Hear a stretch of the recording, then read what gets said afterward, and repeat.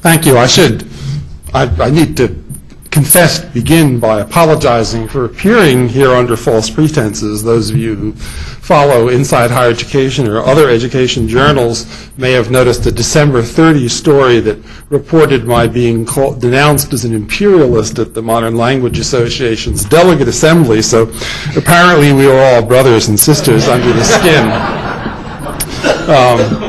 I do feel comfortable in this audience for another reason, which is that it's obvious that your average age is roughly the same as those of AAUP members. So at some point, we'll all be in the same place. I want to begin by thanking you for inviting me to address you today. I do believe that a lively debate about the ethics of academic freedom and the ethics of classroom practice is a very good thing for the Academy. I believe all of us should be able to articulate and defend the principles that guide our pedagogy and the practices that result. It's in that spirit that I take much, though not all, of the NAS's interlinear response to the AAUP's report on freedom in the classroom. Before noting some reservations, let me at least make it slightly more difficult for you to think that you know who I am. I believe in the efficacy of courses in Western civilization. I am in print repeatedly opposing speech codes and political correctness. I recognize the destructive power of identity politics. I believe universities should have the guts to take a stand that students are required to study liberal arts traditions if they want a degree. But my view of what academic freedom entails differs from yours. At a different MLA session on academic freedom, Norma Cantu of the University of Texas remarked that she hopes her students are radicalized by her courses and trusts that other faculty members share the same aim. David Horowitz, also on the panel, responded with a phrase, "Weed them out." That, despite his assertion a few minutes earlier that he has never urged the elimination of leftists from the faculty. Sometimes the NAS resorts to comparable horticultural metaphors. Quote, "Those unable to modulate their behavior into valid pedagogical norms should probably be weeded from the professoriate."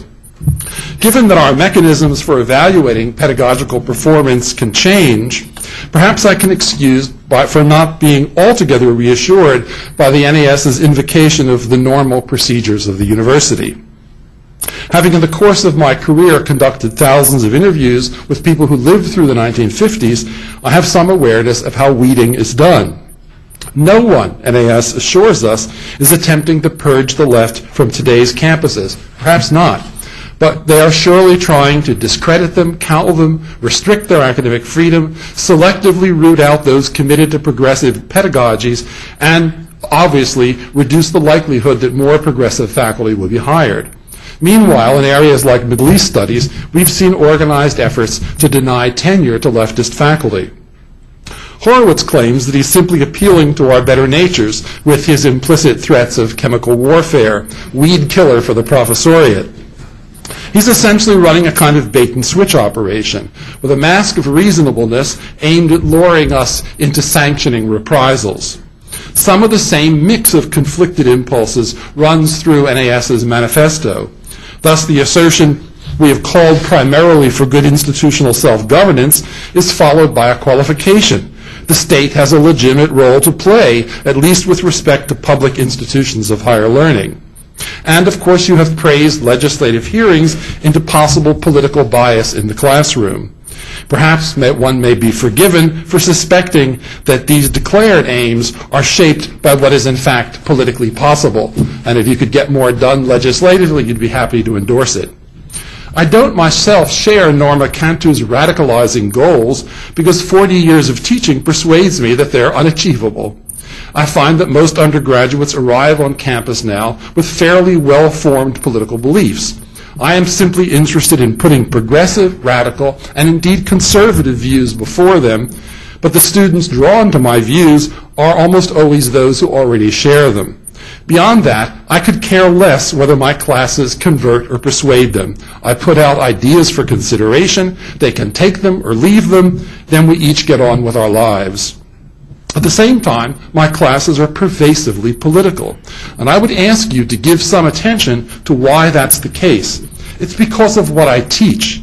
My primary field is modern American poetry. I teach a course, for example, on the poetry of Langston Hughes and Claude McKay, two African-American poets who spent much of their careers portraying, analyzing, and indicting American racism. I teach their poems sympathetically. We discuss the social and historical topics they address. And certainly we ask whether what they argued beginning in the second and third decades of the last century remains true. I also teach a survey course in modern American poetry. It includes a large number of poems about cultural attitudes toward gender, some progressive, others conservative. In the week I spend on the 1930s, we read a series of poems by Communist Party members. In the week on the 1950s, poems about nuclear war and McCarthyism are among those I feature. The 1960s and 1970s weeks cover poems about the Vietnam War. Politics has a place in my classroom because the poems we read are thoroughly political. When the historical record includes poems of quality from a variety of political viewpoints, I represent the record fairly, though not with the aim of giving equal representation. But it would falsify the record to suggest, for example, that poems in support of the Vietnam War had any cultural presence at all. Like most literature teachers, I tend to teach text sympathetically, and I emphasize poems I consider of high quality. The one exception is my course on Holocaust poetry, in which I regularly expose the students to what I consider to be failed Holocaust poems. I also share, as no other faculty member in the country that I know who does, a few Nazi anti-Semitic poems with my classes. I guess that counts as balance, though I do not disguise my own attitudes in class. I let my students know where I stand with regard to the historical events and social issues raised by the poems I teach. But I encourage them to agree or disagree as they will. This fits the AAUP's model of showing them an instructor taking a strong position and modeling informed advocacy. And that's part of what they should, in turn, be able to do as intellectuals and as citizens. I make every effort to make them feel at ease expressing their own opinions. One way I do that notoriously is with humor. No doubt that makes me guilty of flippant analogy. So you can accuse me of being an instructor who, quote, is pedagogically self-indulgent and strews his class with irrelevancy, who strays from the topic of a course, all quoting NAS rhetoric. No doubt some of my humor is gratuitous, politically motivated, and employs, quote, the tools of irony, sarcasm, and innuendo. And in the absolutist rhetoric of the NAS, I am guilty of the ultimate heresy, taking classroom time for such activities. I would estimate typically 15 seconds per class hour is spent on those activities, but 15 seconds is still 15 seconds. But I would offer a pathetic defense of my pedagogy. My graduate students have played a major role in reshaping the scholarly field of modern poetry. Following AAUP principles, I've learned not to mock my students' beliefs or their confusions. In Freedom in the Classroom, we maintain that students should not, for example, be held up to ridicule for advancing an idea grounded in religion, whether it's creationism or the geocentric theory of the solar system. The first example, creationism, is of course one of the most common fundamentalist beliefs that teachers confront, or at least I do out in the Midwest. It can include the conviction that the Earth and all its species really were created in 7 days, and that the fossil record was placed on Earth by God to test our faith. The second example, heliocentrism, is chosen to be implausible, to signal that no matter how absurd and unscientific student convictions are, we should not humiliate students for them.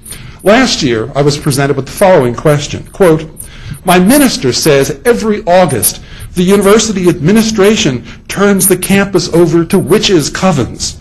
Is that true? I think I was actually too astonished to laugh in response. In any case, I answered, well, I've been on campus for nearly 40 years, and surely I would have heard if that were the case. More prosaically, when a class was discussing a Langston Hughes poem about race discrimination, a student launched into a diatribe against, quote, welfare cheats. I simply asked if he knew whether there was an established welfare program in the 1920s when the poem was written, and thus whether such a contemporary complaint, in fact, could be relevant to the interpretation of that text.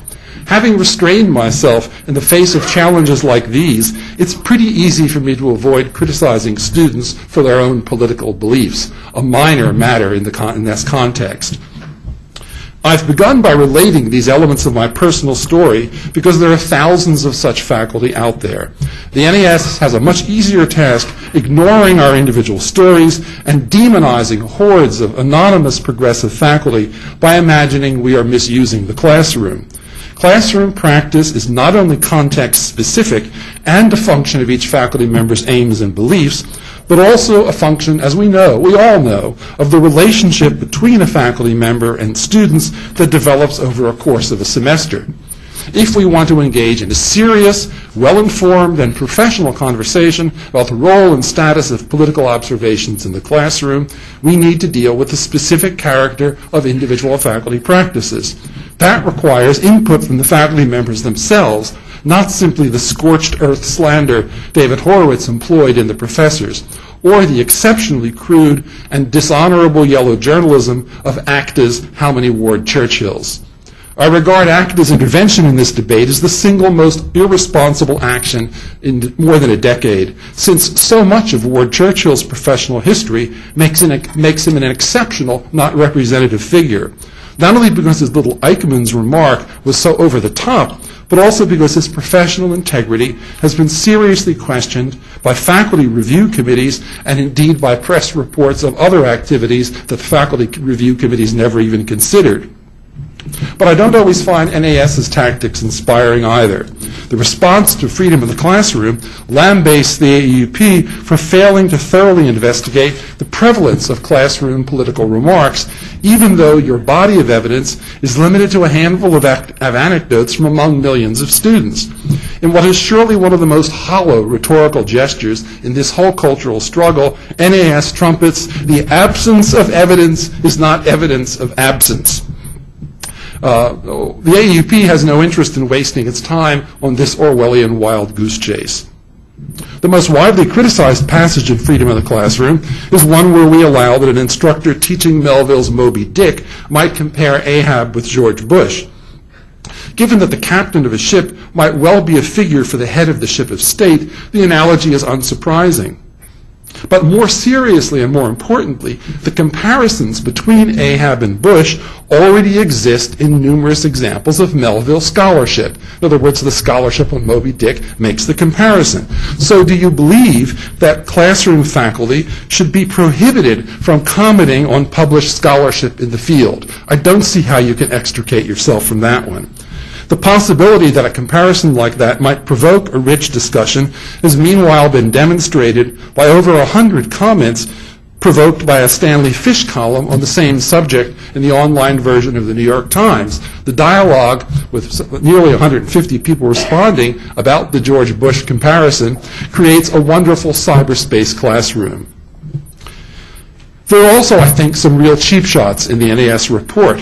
Among these is the repeated feigned distress about the AEUP's purported failure to provide a full account of the goals of higher education in Freedom in the Classroom, given that the statement primarily cites the importance of students acquiring the desire and capacity for independent thinking.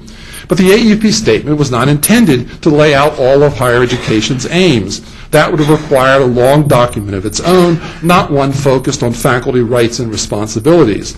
And in any case, the AEUP has produced a great many policy statements and reports engaged with a whole wide range of educational values and goals. Elsewhere, the NAS betrays, I think, real ignorance about recent disciplinary and interdisciplinary work. Its crude view of post-colonialism as claiming that all the ills of the developing world are due to their colonial history bears no relation to the field as I know it.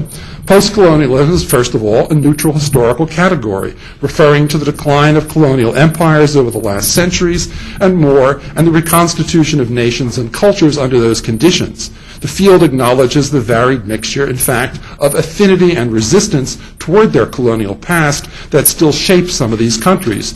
It's developed a sophisticated vocabulary and set of theoretical frameworks to help us understand these complex societies. That it includes anger at the legacies of colonialism is certainly true, but to reduce the field to that, its lowest common denominator is ill-informed. The NAS's understanding of postmodern or post-structuralist relativism, concept we've heard mentioned many times today, is no better. Postmodernism does not announce there are no values. It argues instead that values are contingent, not transcendent. Thus, the struggle to sustain the values that we believe in is even more important because they cannot be guaranteed. Not all of this, nor is all of this reducible to power relations, unless you count persuasion and nonviolent witness as exercises of power. This work is unending because, as I said, values are not guaranteed. And indeed, if the 20th century has taught us anything, it is that anything is possible within human behavior, that societies can endorse values that are genuinely monstrous.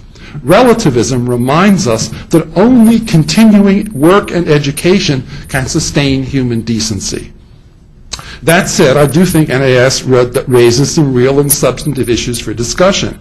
That they're framed as attacks on the AEUP is regrettable, but they represent the potential for dialogue. The AEUP has, for example, long recognized that classroom freedoms are constrained in various ways. All faculty members have to conform to broad professional norms and expectations. Individual departments can set course requirements, mandating a number of pages in composition courses, mandating that introductory chemistry includes some hands-on laboratory experience. Catalog descriptions set general parameters for coverage, but they typically allow very wide latitude in designing a syllabus and raising collateral topics. The key problem for you is disciplinarity. Most departments instantiate some version of an international academic discipline, however selective they may be in emphasizing particular subdisciplines or in choosing amongst competing disciplinary paradigms. Almost all permanent faculty at four-year colleges and universities have undergone specialized disciplinary training. For better or worse, an academic discipline provides the primary context and intellectual horizon for the work most faculty members do. While freedom in the classroom emphasizes that academic freedom mandates that faculty have the right to reflect on and critique their disciplines, and I've spent a lot of my career doing exactly that, the reality is that the overwhelming majority of faculty are ill-equipped to think outside their disciplinary box. Indeed, many faculty members deeply believe in all their disciplinary aims and procedures. The most serious recruiting that faculty do is not for their political beliefs, but for their disciplinary values. What troubles the NAS is that academic disciplines can pass through periods of relatively unreflective, even dogmatic conviction and advocacy. And I agree. Can this involve the discrediting of alternative points of view in the classroom, and perhaps even more importantly, their implacable suppression in print? Yes. While these practices may be corrected both by internal disciplinary debate and by interaction with faculty from other areas, their real-time effects can be unwholesome.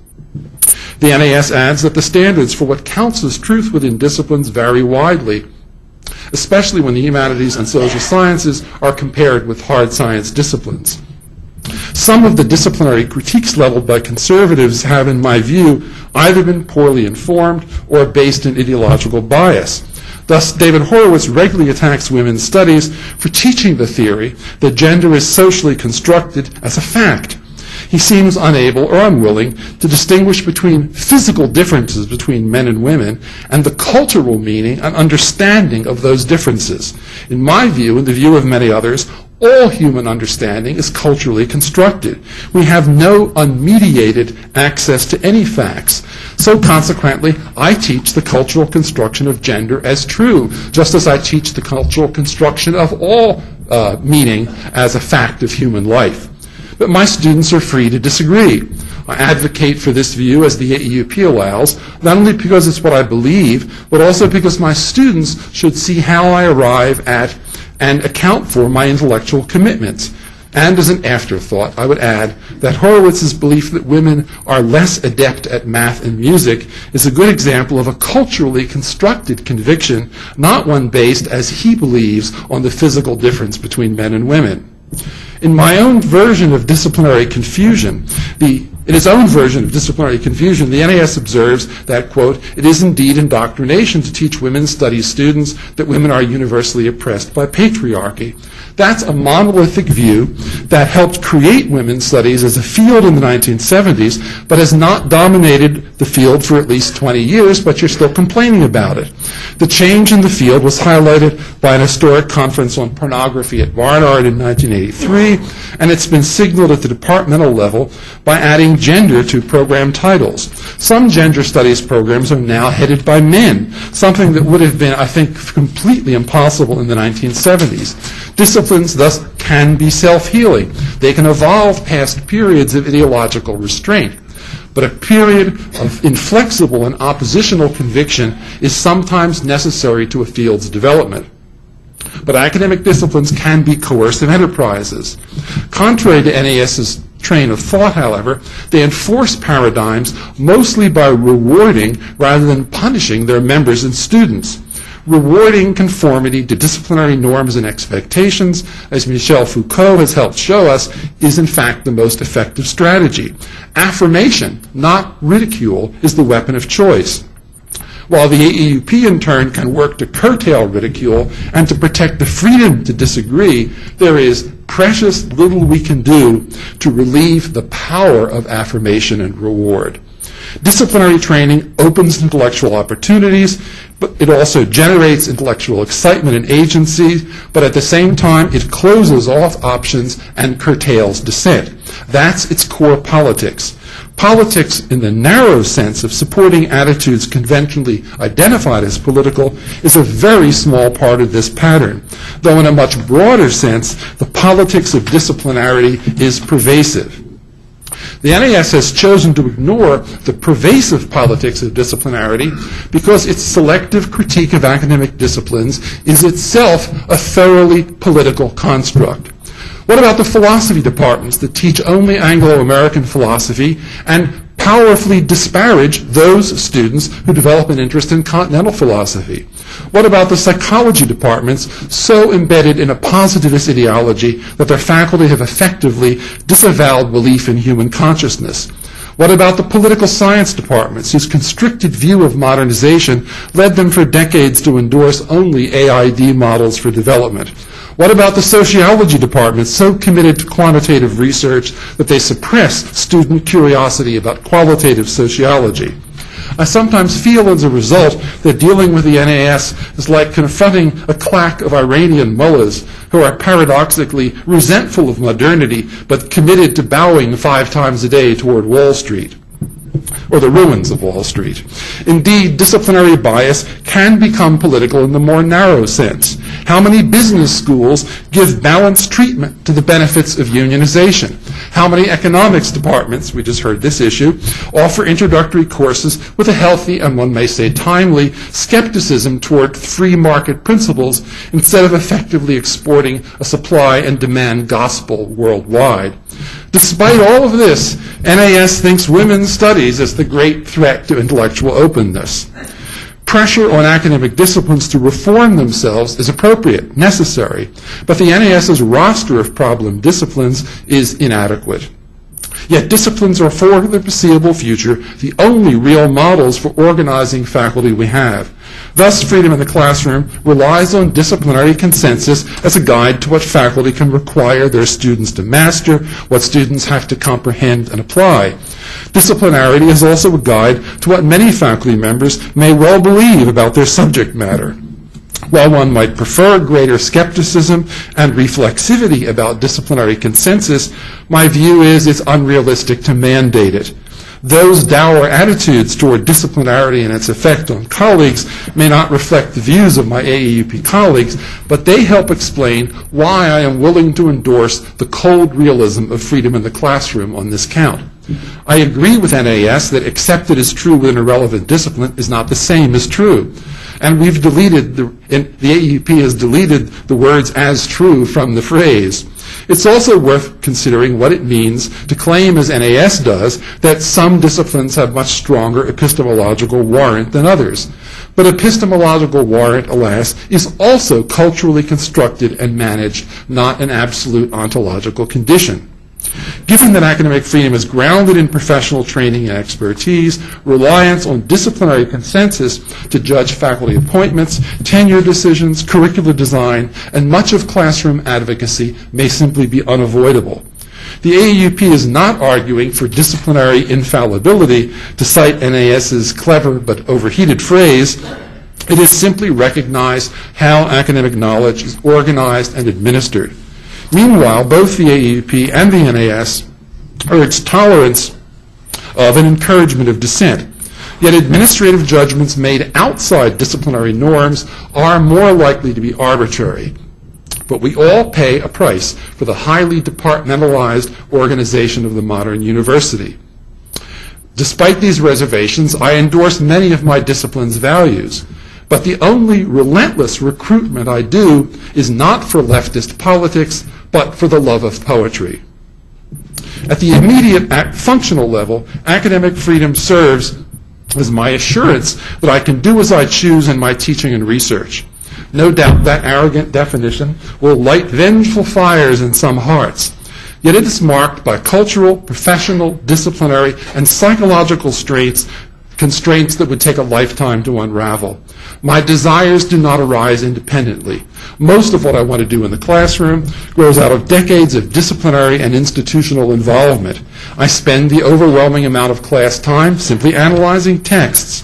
Perhaps I could better challenge my students if I could dream more wildly and unpredictably. But for better or worse, I am a product of my times and experience. Academic freedom maximizes my flexibility within the bounds of the professional responsibilities I've accepted. I cannot devote my class on African American poetry to the study of bird migration. But the discipline admits wide latitude on what a course in African American poetry might emphasize, or what you might learn from African American poetry and apply to other subjects. The NAS expressed strong skepticism about the AAUP's assertion in Freedom in the Classroom that a course on British Romanticism might devote some time to Harlem Renaissance poets. Yet I often conclude a particular course on a historical period by exploring its legacy. I don't have to, that's academic freedom, but I can, that's academic freedom. To be sure, the influence of the Romantic lyric is wide and deep, but there are good reasons to unsettle student assumptions about racialized influence by including, say, Harlem Renaissance poet Countee Cullen's poems about John Keats among the examples of the legacy of Romanticism.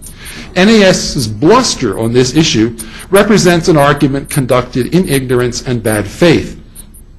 So long as we maintain the shared governance practices that protect academic freedom, I am protected from those who would police my teaching in ignorance of the historical record.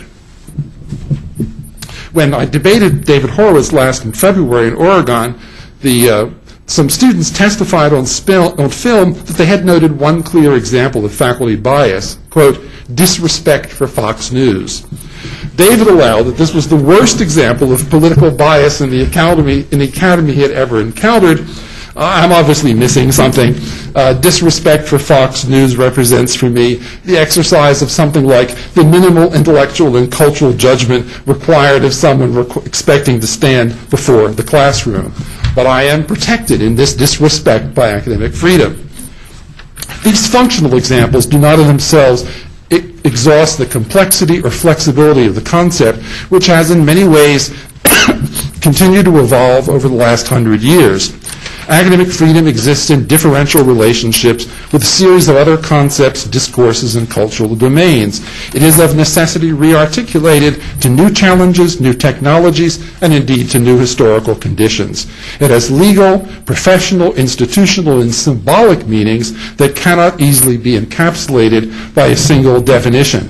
When the AAUP a few years ago sought to adopt a slogan to promote its identity, a couple of us independently came up with the same suggestion: academic freedom for a free society.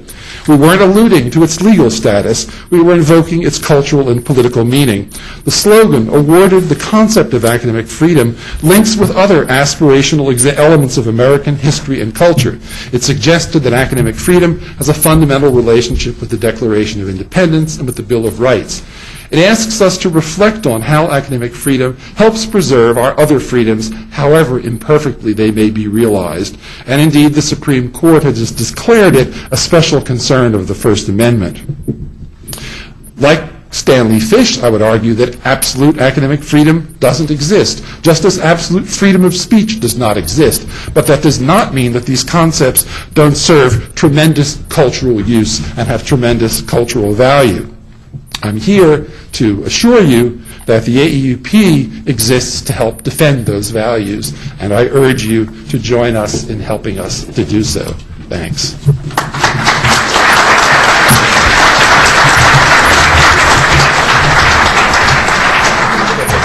Perfect timing.